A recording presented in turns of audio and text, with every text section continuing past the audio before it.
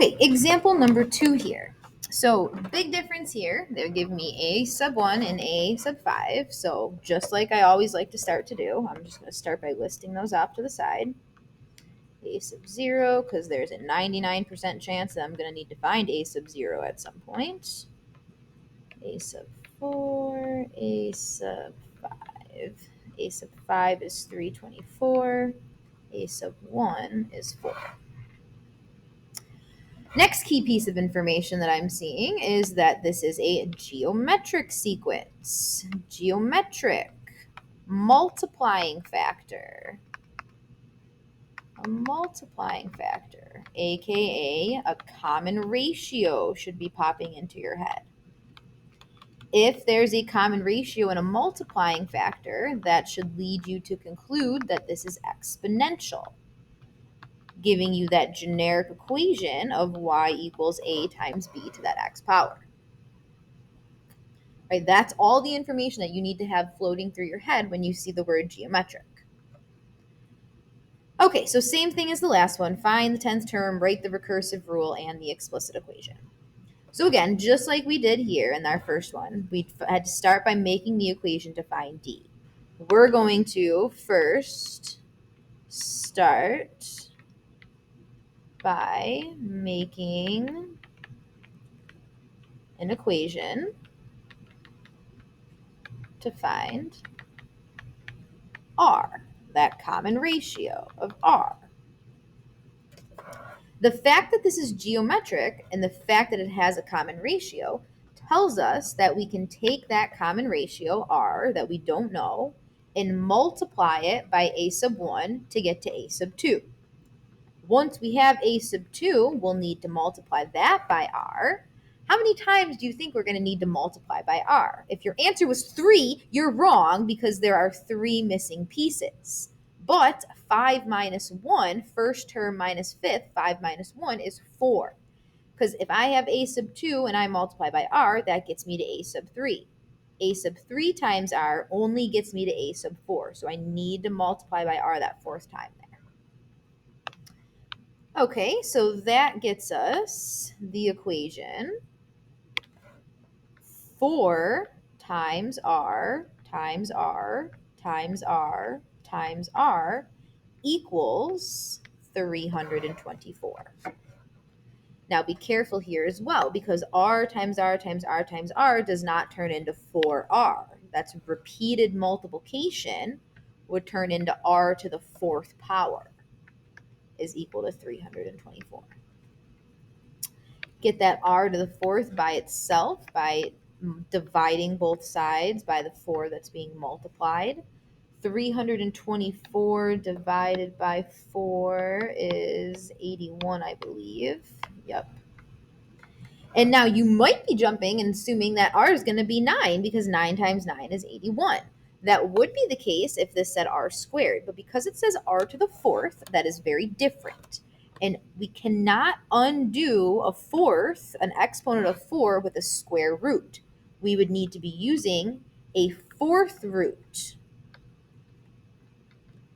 We're using a fourth root,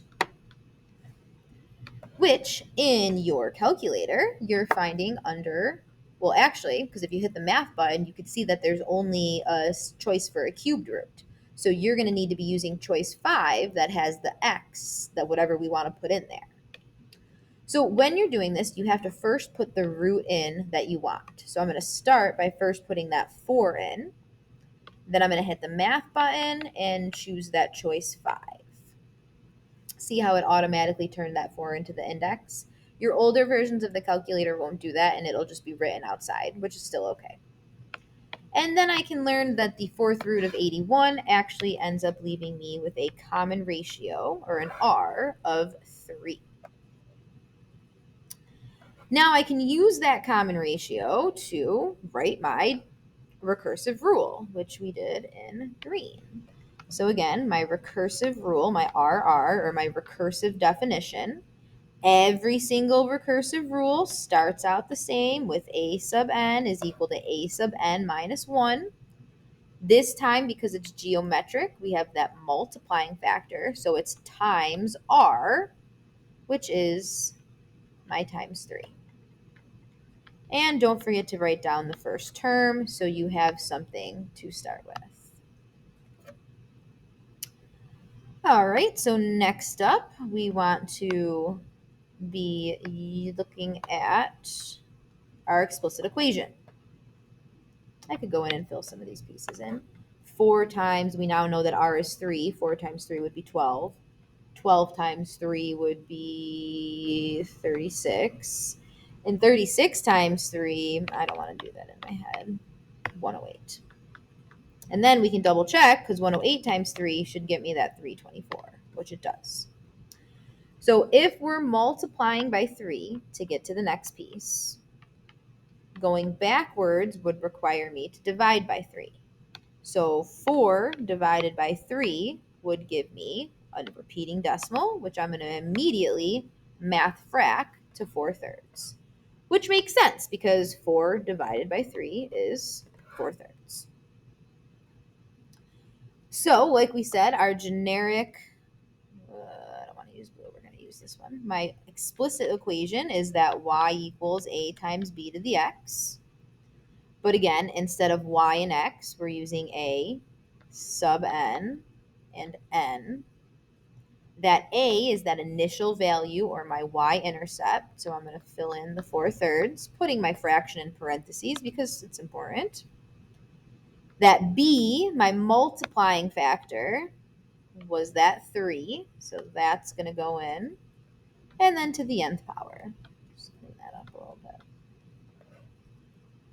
bit. That is your explicit equation. And then we can quickly use that to find the 10th term of a sub 10 is equal to 4/3 times 3 to the 10th power, and right into our calculator, 4/3 times 3 caret 10 gives me 78,732 for a sub 10.